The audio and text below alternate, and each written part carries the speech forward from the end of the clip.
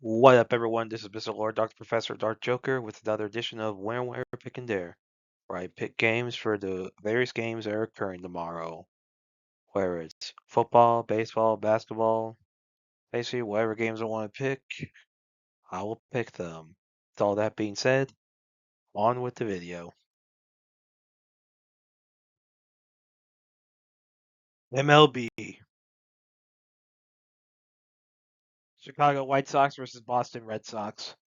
The White Sox have a 47.1% chance to win. The Red Sox have a 52.9% chance to win. This game's at Boston. For starting pitchers for the White Sox, Martin has an ERA of 3.62, WHIP of 1.26, and Sandoval for the Red Sox has an ERA of 3.32, WHIP of 1.58.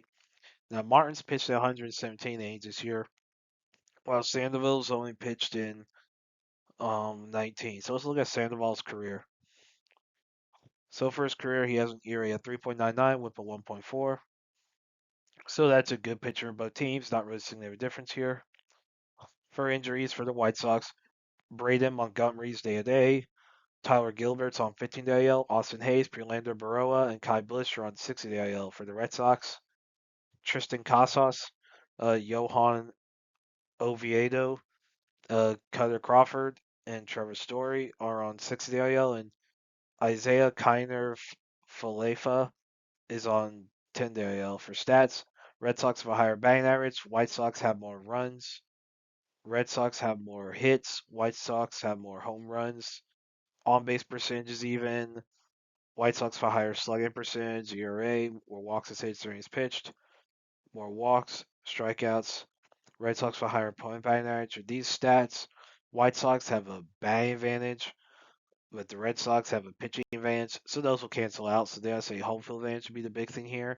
So I think the Red Sox will beat the White Sox. Miami Marlins versus Atlanta Braves. The Marlins have a 38.8% chance to win. The Braves have a 61.2% chance to win. This game's at Atlanta.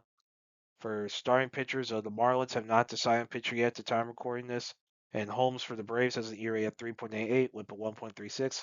So a good pitch for Holmes and no pitcher decided yet for the Marlins. I'd say, it's a definite starting pitching advantage for the Braves.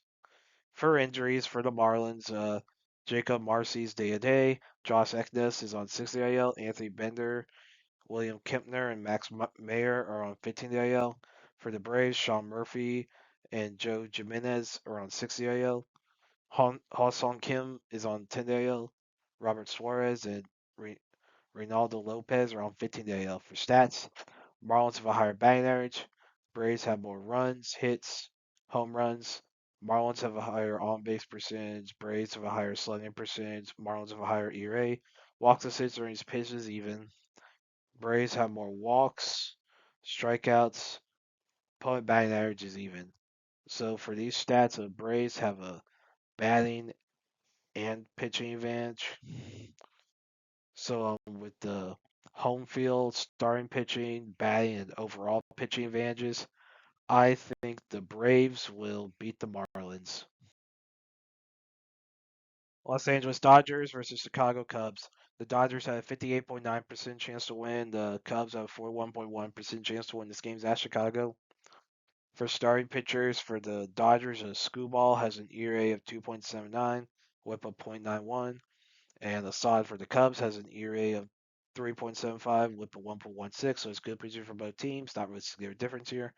For injuries for the Dodgers, Dalton Rushing's day to day, Bobby Miller, Gavin Stone, Blake Snell are on 6-day IL. Blake Treinen's on 15-day IL. For the Cubs, Kobe Milner, Ethan Roberts, Daniel Palencia, and Edward Cabrera are on 15-day IL. Tyler Austin's on 60-day IL. For stats, Dodgers have a higher batting average, have more runs, hits, home runs, higher on base percentage, slugging percentage. Cubs have a higher ERA, more walks and hits during pitched. Dodgers have more walks, strikeouts. Cubs have a higher point batting average. With these stats, Dodgers have a batting and pitching advantage. So yeah, so despite the home field advantage that the Cubs have with the batting and pitching advantages, I think the Dodgers will beat the Cubs. San Diego Padres versus Arizona Diamondbacks. The Padres have a 36% chance to win. The Diamondbacks have a 64% chance to win. This game's at Arizona for starting pitchers. The Padres have not decided on pitcher yet at the time of recording this. And Rodriguez for the Diamondbacks has an ERA 2.48 with a 1.21. So with good pitching for Rodriguez and no pitcher decided yet for the Padres, I say Diamondbacks have a starting pitching advantage.